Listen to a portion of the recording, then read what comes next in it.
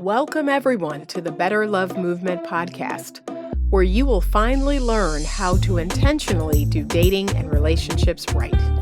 My name is Anitastoudmire, and I am a licensed professional therapist and your personal love mentor. I've worked with thousands of singles and couples, giving them the skills needed to attract and keep the amazing love they desire. It is my heart's work to help people to get the skills needed to not only become the very best versions of themselves, but to help them grow and evolve emotionally and relationally. You can absolutely have the romantic relationship of your dreams. Come and let me show you how. Hello, everybody. Hello, ladies. I am back again. It is Anitastoudmire with the Better Love Movement. I am your resident therapist and podcast host and love mentor, love advocate. But I am coming to you this week from my personal studio here in Richmond, Virginia, and wanted to jump on for a very quick episode today. I just had kind of a brainstorm about today's episode. We are in episode number 151. It is entitled, Your Ego is Ruining Your Love Life. And I just had some thoughts. Some thoughts come to me that I wanted to share today in the podcast episode. So it's not going to be a very long episode. It's just me coming to you, as I tend to do, talking to you about different topics and different subjects related to dating and relationships for women. My podcast is predominantly for women. I do have some male listeners here and there, but I predominantly speak to women. And I am most passionate about talking to women about reclaiming their femininity and how important this is to have the relationship that they want. So a little bit about me. I am a licensed therapist here in Virginia, in the state of Virginia. I have a private practice here, and I am also an online dating and relationship coach, and I'm a writer. I am a podcast host. I am a YouTube channel creator and content creator over on Instagram and Facebook, and you can find me everywhere there is to find me by using the tag Better Love Movement. So if you searched Better Love Movement on any and every platform, you would find me. So please join this movement that I have created and just check me out on any of those platforms. Better Love Movement. I am going to be starting a new website, a website page called Ask Auntie Anita. That's going to be coming soon in the next month. And I am going to be answering questions from listeners, from followers on my social media platform, answering questions, giving video responses to those questions, and just giving people 54 years of life wisdom and professional wisdom and just everything that I have learned as a woman on my journey to reclaiming my femininity and just about life. I've gotten a lot of life questions recently about career. I've gotten questions about money. I've gotten questions about law of attraction. That's something that I'm, pretty well versed in. I've gotten a lot of different types of questions, parenting questions. I get all types of questions. So I decided to start this website called Ask Auntie Anita. And for a lot of younger women, that's what I am called. I am auntie. I am the auntie or the mom that they didn't have. They don't have an older woman in their life to speak into their life. And so I have taken up that torch. I guess that's me. So be on the lookout for that. If you are interested in asking a question, I'm going to put the link in the description, so you can go straight over to the website and ask your question and receive a video response. All questions will be answered anonymously, but here's the thing. If you ask a question and I do a video response to it, I am so sure that someone who's watching is also going to benefit from the answer to that question. So be on the lookout for that. That's going to be coming soon. I'm going to get that channel set up soon. But today we are talking about your ego. And I have spoken about this quite a few times. I don't know if I've done a podcast episode just on the ego, but it's something that I know I talk to my counseling clients about. I know it's something I talk to my dating and relationship coaching clients about, because it is the thing. Your ego is the thing that can destroy your relationships. And not just your romantic relationships. It can destroy your relationship with your parents, the relationship with your siblings, the relationship with your friends, your children, your dog. Like it can destroy relationships. And so I personally believe, and I tell all my clients this, we have to go on that journey to doing that ego work. We have to learn how to check the ego.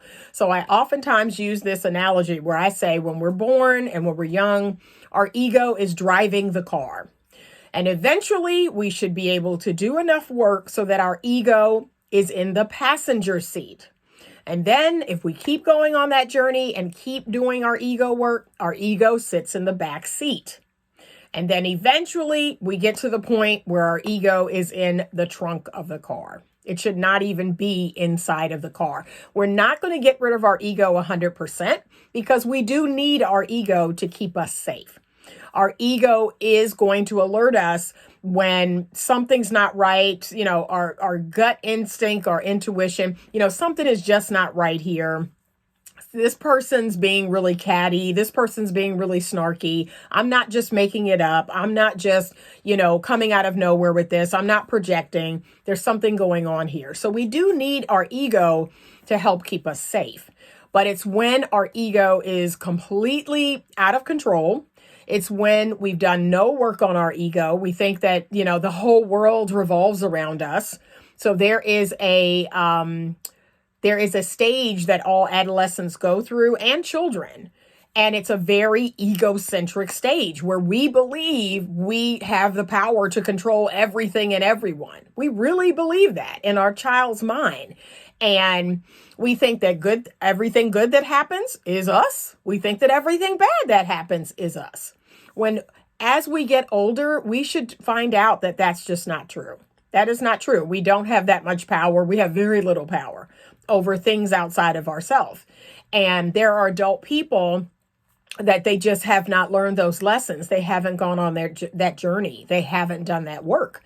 And so ego work is really important. But today I'm going to talk about it is most important within a romantic relationship, because you are going to, if you don't do this ego work, if you don't, become more self-aware, if you don't become more emotionally intelligent, you're going to be one of those people that's walking around that is just so prickly, so sensitive, so quick to judge, so quick to, say it's this, it's that, it's this person, you did this, you did that, like no one can say anything to you. No one can do anything. No one can get near you because of your ego.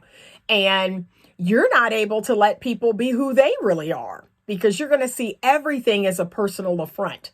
You're going to feel like, everything is about me. You're going to take everything personal. You're going to think everything is some sort of personal attack. And it's not. It's not. But when you do this work, here's the thing I'm going to tell you. You're going to feel more at peace. That's one thing that doing my ego work has given me, is I have peace. Let me tell you another thing that doing ego work will get you. You will become more comfortable with being misunderstood. Like you will just accept the fact that there are going to be some people in this world who just won't get it. They won't get you. They won't understand you. It is what it is. They're just not going to get it, or they are bent on misunderstanding you. No matter what you say, no matter the good intention behind it, they're going to take it personally. They're going to think that it's something that it isn't. And one of you at some point has to be okay with just walking away and just saying, you know what? Okay. Like, okay, I got nothing else. Like, okay. Right? And that is being the bigger person. Like when your parents maybe, or your grandparents might have told you when you were young, just be the bigger person. They were basically telling you, put your ego in the back, put your ego in the trunk, put your ego aside and just, be the bigger person. But yes, our dating and our relationships are going to require that we do that sometimes. One of the other ways that I think we have to check the ego is we have to know what to say. We have to know when to say it. We have to know if we'll say it at all. There have been so many things, especially in the last 10 years, in the relationships that I've had. There have been so many things that have been left unsaid. So many things. And it's interesting to me because some of my relationships, I think to myself, wow, you're mad about, the thing I just said. And God only knows how you'd feel about what I was going to say. Like, God only knows how you would feel about all the things I actually didn't say. And you're mad about that thing. But I held back a lot.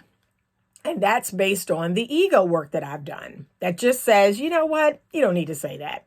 Like, that's not helpful. That's not going to make anything better. That's not going to change anything, And so there are plenty of times where I don't say anything. But when we feel like we have to get the last word, when we feel like we have to make everything in our head known to people, we are operating in our ego. When we project onto others, or we feel like, we take everything personal, we are operating in our ego. Here's a perfect example that I had to explain to one of my children. So at church, there are older members of our church, and there are several older ladies, and they will call me everything but Anita. So my name is Anita, but they will say Annette, or they will say Ann, or they will say, they'll say everything but Anita. And so I always answer whenever I know they're calling me or they're looking at me, I always answer. I go over and I say, oh, what can I help you with, sister so-and-so, this and that. And so my children were like, why do you respond to her? She didn't call you by your right name, or why didn't you tell her that wasn't your name?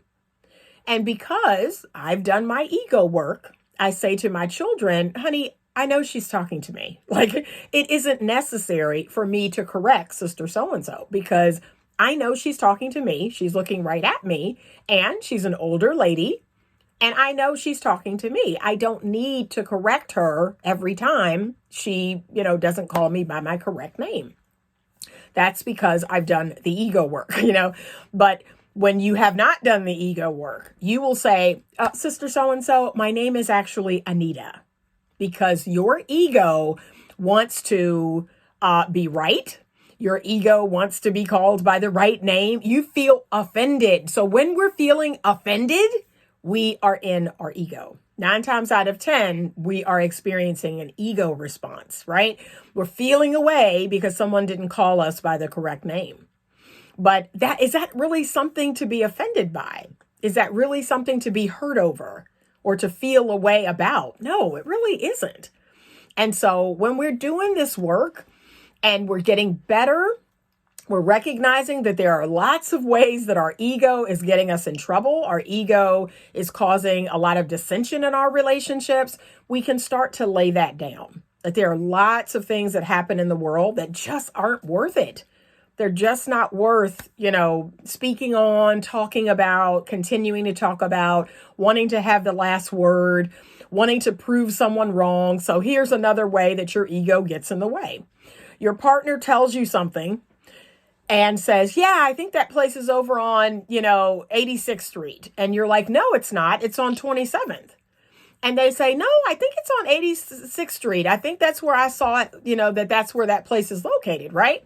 And so because you're in your ego, you have to go on your phone. You have to look it up. You have to Google it just so you can prove that you were right. That's you in your ego. When the truth of the matter is, if you're just having a conversation about maybe a restaurant at that address and you're like, yeah, they have really good pizza and oh yeah, I love that place. And your partner says, yeah, it's on 86th Street. And you say, no, it's not. It's on 27th Street.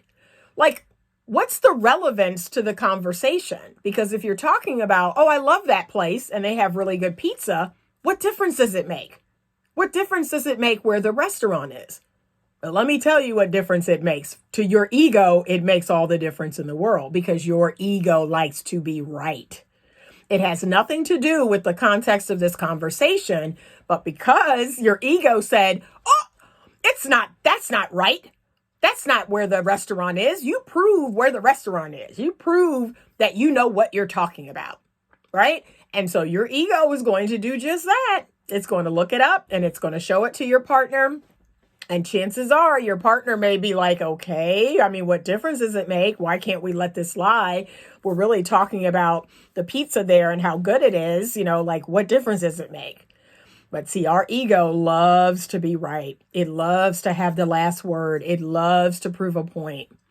And there is no room for that. There's no room for that when we're being intimate with one another, right? And remember, intimacy is not sex. I have to explain this in 2022 because people immediately jump to sex when I use the word intimacy. Intimacy is not about sex. It's about a deep knowing of each other. It's about a comfortability with each other. It's about a safety and a security with each other. Like we're having a good time. We're having a good intimate moment. And to destroy that by proving that I'm right about the address of a restaurant, it's like, is it worth it? Is it worth it to look it up and Google it and show it to my partner? See, I told you. It isn't. It isn't. And that's why we have to do the ego work. We're so willing to destroy our relationships because we want to be right. And yet we're missing out on the greatest part of our relationship of all. And that's closeness. That's intimacy. That's enjoying each other. That's having a really interesting conversation about something, being aligned about something. So we're both aligned that this restaurant is great, that they serve great pizza. Like, why can't we leave it there? Even if we disagree about where it's located, like, why can't we just leave it on the point that we both agree this place is amazing. They have great pizza, the ambiance is great. Like, why can't we stay right there? But a lot of people can't. They have to prove that they're right. And so this is the ego work you must do.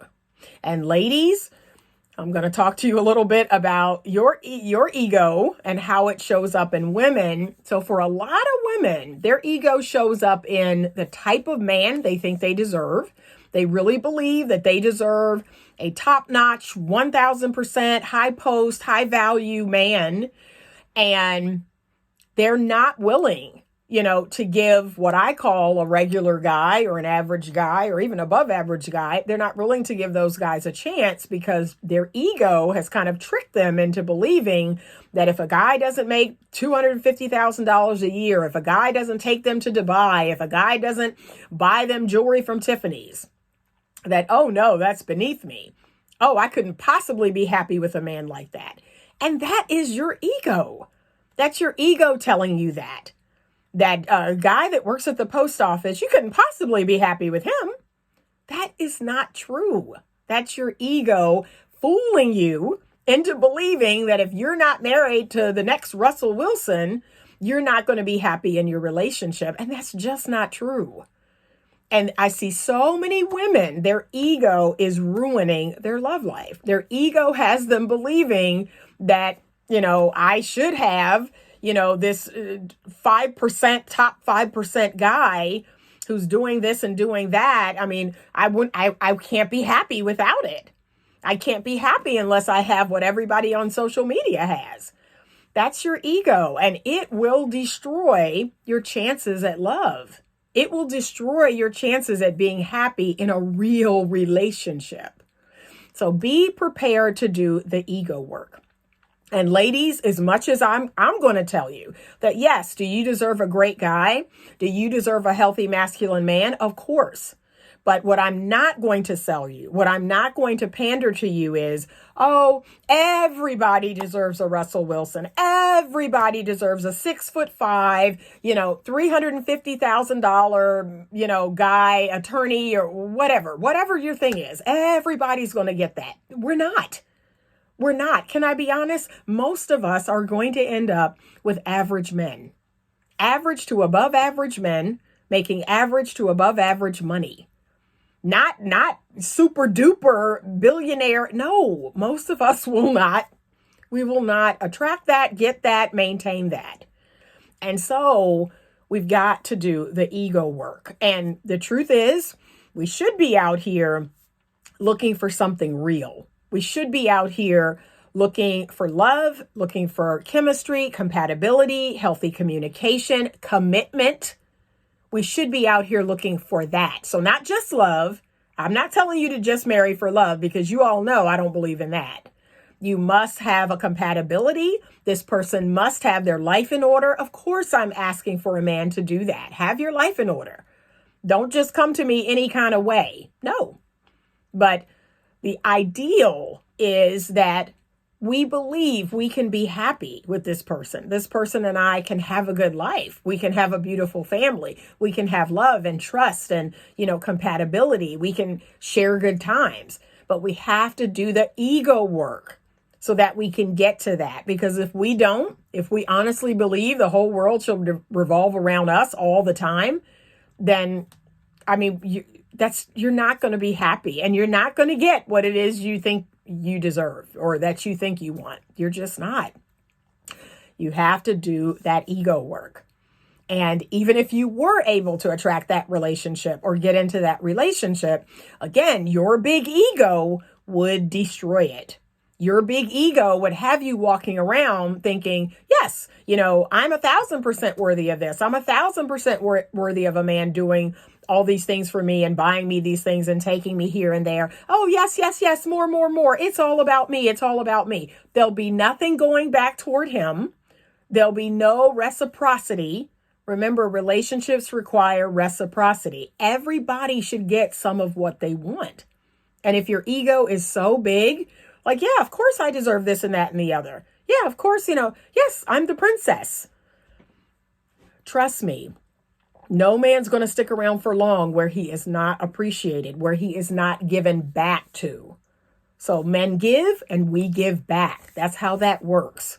But we have to do our ego work in order to do that. It can't just always be about us.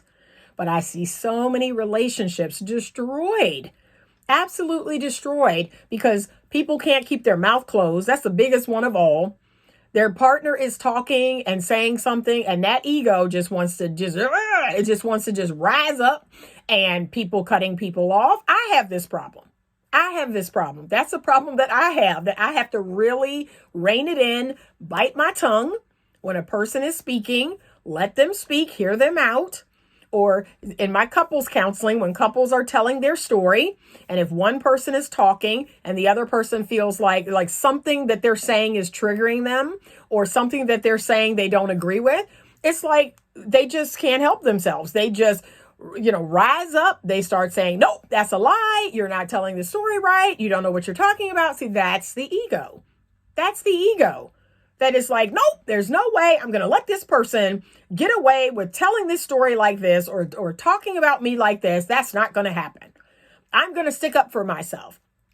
And while I do believe you should stick up for yourself, there is a way to do it. There is a way to do it. But that's what the ego is all about. It's going to stick up for itself and do so in a way that's like a bull in a china shop. There's nothing, cool, calm, and collected about it. But it is something that you can learn. You can do this work. You can recognize it's not all about you. It's not just about you. There are other people having other experiences, other perspectives. And just like that, being able to see another person's perspective. That's when you've done your ego work. So while I may believe it's this way, I'm looking from another person's perspective and saying, you know what? It could be that way. That's not the way I saw it, but it could be. Or how about this? Even if I don't completely align or understand with the way they see it, can I just say, well, you have the right to see it that way? I'll even take that. I'll even take a person who's mature enough to say, that is certainly not how I see it. That is not how I, think it should be, or I don't agree with it. And yet you have the right to see it that way. You have the right to believe that that's how it should be. Like, I can still respect other people's right to see it the way they see it. That's it. But we have to do the ego work in order to do that. We have to be willing to check ourselves. and to recognize that, not everything is an attack. Not everyone is coming for us. They have my grandfather has an expression that says, a hit dog will holler. And so that's when something is posted. So there's a meme or something is posted on social media, and all the people who are running into the comments to talk about it and to defend themselves when the person may not have even been talking about them, but the hit dog will holler. People whose egos get bruised, you're going to know it. You're going to know it. And then you have people like me where I read those memes and I read stuff like that all the time. And I'm just like, interesting. That could be true in some cases. Like, that's what I'm thinking. And whether it has something to do with me or not, like, I don't get all in my ego. I'm like, okay, yeah, there's a grain of truth in that. That's it. Another thing that is a big telltale sign of the ego is when we cannot hear the message depending on who brought it. And that's the ego. It's getting filtered through the ego. So the message could be on point for you. But if it's coming through a person that you don't like, that you don't agree with, or there's something about, I don't know, their platform or something, and you're just like, nope, nothing they're saying makes any sense. It's all stupid. It doesn't make any sense. See, that's your ego. You can't put your ego aside to actually hear what the person's saying in that moment. You can't seem to do that. And that's a struggle for a lot of people. I have listened to so many different types of people, from conservatives, moderates, liberals, gay, straight, black, white. I've heard lots of different people's messages. I can find something of value in all of those groups. All of those groups, because that's what ego work has done for me. I do not just shut down a specific group of people based on sexuality, based on race, based on religion, based on politics, based on whatever. I don't shut down everybody. My ego is in the back seat. And so I'm driving the car. My higher self is driving the car. I can listen to lots of different people's different perspectives. I may still not agree with it. And yet I can go, okay, that is really interesting. I never thought about it that way. That's what ego work will do for you. That's why it's so important. I believe the ego work, not only is it important to a dating relationship or a marriage, it's important to the world. Like, it's how we're all going to get along in this world. It's how we're all going to be able to tolerate each other and our differences. Back in my day, and this was like 20, 30 years ago, they wanted to sell the United States as a melting pot, right? That was what they said, the melting pot, and I never cared for that. I never cared for the idea of all of the races and ages and everything melting down into like one thing. That was never my thing. My thing was, why do we have to all melt down? Why do we have to all melt together? Why can't we be how we are and be loved and respected? Why can't we just be how we are and be accepted and loved and respected? Like, I don't get that. So I've never bought into the melting pot idea. I've never bought into the I don't see color idea. Like, I've never bought into that. I do see color, I do see different cultures and races and ethnicities. And yet I respect all of them. I do see different sexuality. I do see different politics. I do see, all the differences in the world. And yet I can be tolerant. I can be accepting. I can be loving. And I can be, just accept. I don't have to reject people based on certain things. I can accept them as they are. That's where we got to get to. And the way we're going to do it is by checking our ego. We've got to do that ego work. So I have been talking long enough. I'm going to do another podcast episode on some of the ways in which you can begin to do this ego work. One of the greatest books that I read that really kind of woke me up out of my consciousness, my sleep was, it's called The Untethered Soul. It's by Michael Singer. I'm going to put a link to it down in the description. That was really the first book that kind of woke me up out of the deep slumber that I was in terms of my consciousness. It's like, wow, I got to do some ego work. Like, okay. And there were a lot of great ideas in that book and concepts on the ego and the work we need to do with the ego. So please check that out. I'm going to link to it in the description box because it is a really, really great read. That was kind of the tipping point that kind of got me started. And I've read other books since. And maybe I'll list some more. But yes, we've got to do that work. And ladies, especially if we're going to have a healthy, loving relationship with a masculine man, we have to do the ego work. So I hope you enjoyed this episode. Thank you so much for your continued support. If you are not a subscriber over on YouTube or on any of the other podcast platforms, please consider subscribing to the podcast. It helps out so much for me to continue to bring you this content. If you love this content, please subscribe. That's the one thing that you can do that will make all the difference. Subscribe, like the episode, consider leaving a review for the podcast. But thank you so much, ladies, for joining me this week. And as always, stay open to love. Thank you so much for listening to this week's episode of the Better Love Movement podcast. If you are not subscribed to the podcast, please do so now so that you can be alerted every Monday when a new episode comes out. Please rate and review this podcast, as your ratings help me to grow the podcast and offer more free content to you. If you are watching this episode on YouTube, please do me a huge favor and subscribe to the channel. Give this video a thumbs up and share it if it brought you value. If you have a question that you would like to have answered on the show, please send it to me at info@betterlovemovement.com. You can also reach me on my website, www.betterlovemovement.com, to get more information on love mentoring and other services offered. Thank you so much for listening, and as always, stay open to love.